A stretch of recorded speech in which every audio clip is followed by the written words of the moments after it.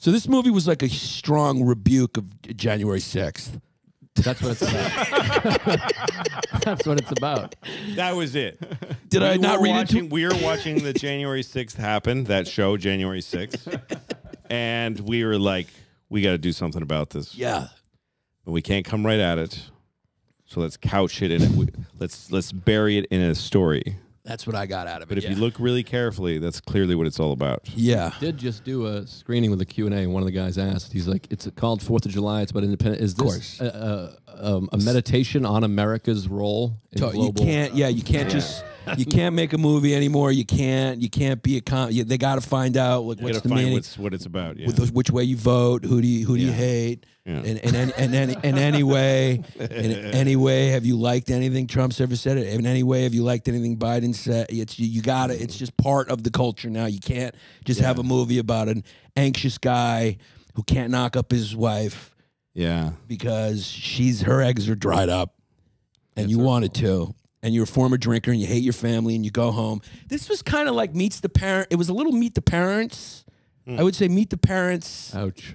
Wow, that's a great movie. I know, I'm only kidding. Shit. I didn't like it much. You know, though, there was an original Meet the Parents. Yeah.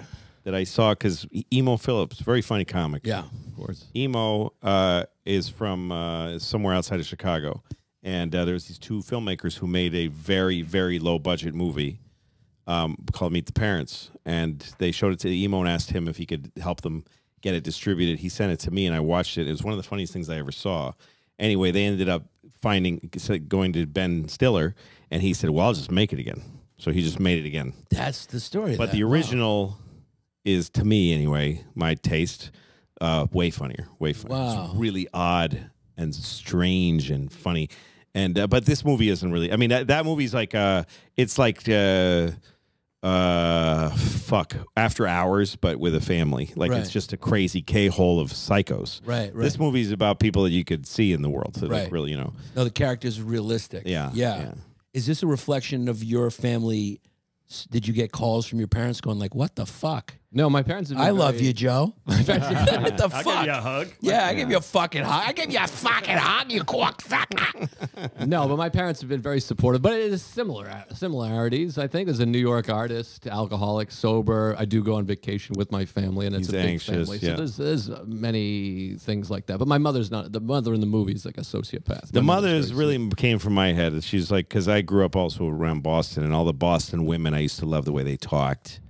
And so I made this woman who does her, and they make little speeches where they tell you, you're out, I one of the women that it came from was, I drove a cab in Boston for a while, actually in Newton.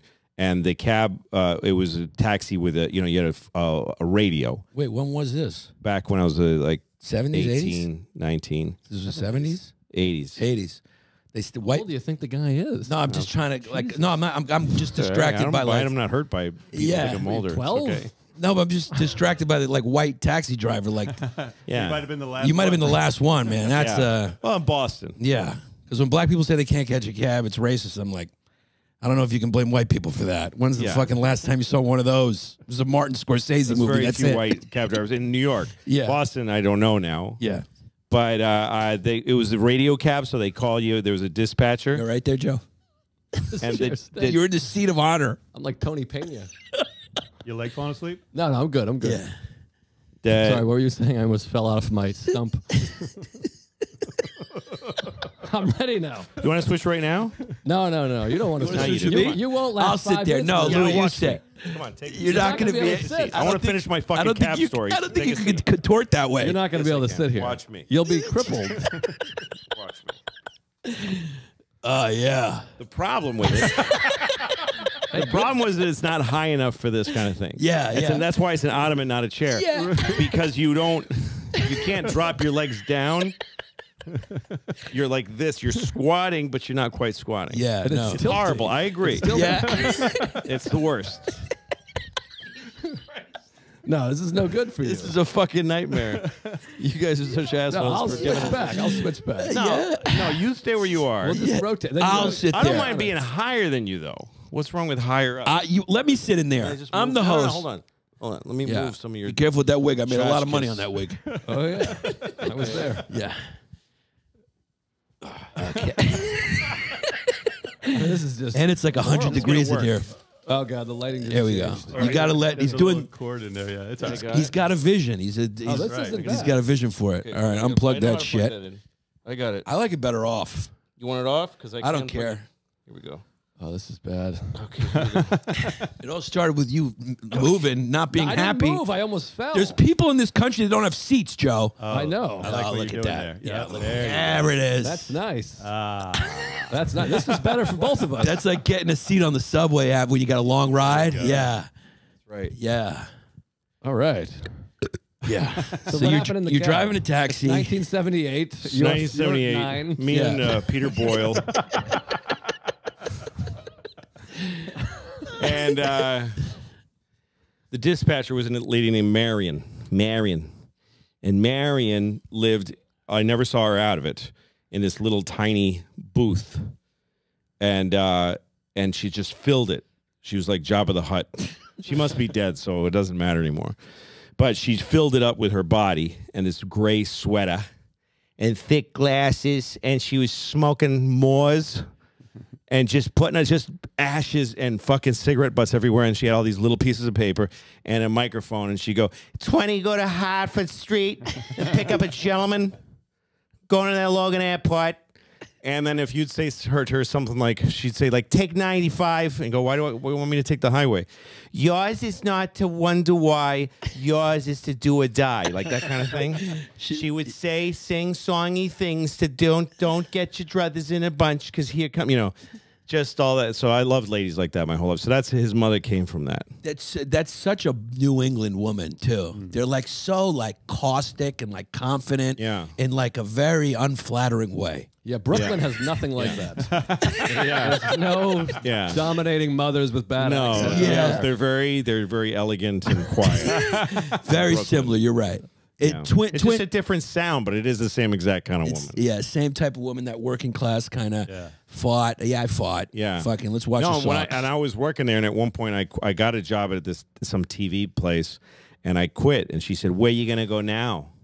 And I said, "I got a job in television." She goes, "You're not going nowhere in television." Like she was just like, "You're not never going nowhere. You'll be back here." That's the kind of person she was. And that's also very Boston, is everybody needs to stay lower middle. Actually, one weekend at Laugh Boston, one of the critiques I got from someone in the crowd was that my sneakers were too nice. And he said it to me earnestly. And I laughed when he said it, and he did. That's that Boston thing where they don't smile back. Nah. I'm going, you must be joking. And going like, no. No, dude. He was like, you can't. Nice. He was like, the reason the show would have went better, you can't dress like that. Your sneakers are too nice. No, I'm like, he thought you were putting on airs. Yes. Yes. Yeah. That's a true story. I was like, what?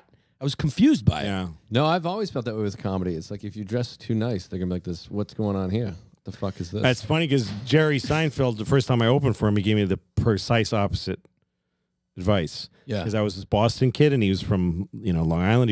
He didn't have Seinfeld yet, but he was already headlining everywhere. So I opened for him, and then we went to dinner, and I said, "Do you have any advice?" And he said, "Get some shoes. What are you doing?" Because I had just shitty white, just dirty sneakers. Yeah. Get some new shoes. It's the only thing. That's what you're wearing. That's the only thing you have to buy. Yeah. It's funny how our mores are kind of reflections of our era more than anything, right? Because if someone said I'm not sure what mores are. like customs or like, You mean they're of the time, Of rather the than time, more like- than the place, maybe. right, like because he's from an era where it's like it's a show, put Yeah, some on, you dress up. Yeah, if like someone said, like if I said that, if you said that to your opener, like, hey man, the fuck you doing with those? Yeah, why don't you just button it up? Yeah, a little bit? why aren't you wearing a tuxedo? They'd be like, Jesus Christ, this guy's out of it. That'd be fun to do to a comic that's opening for you. That would be fun. I require that you dress up.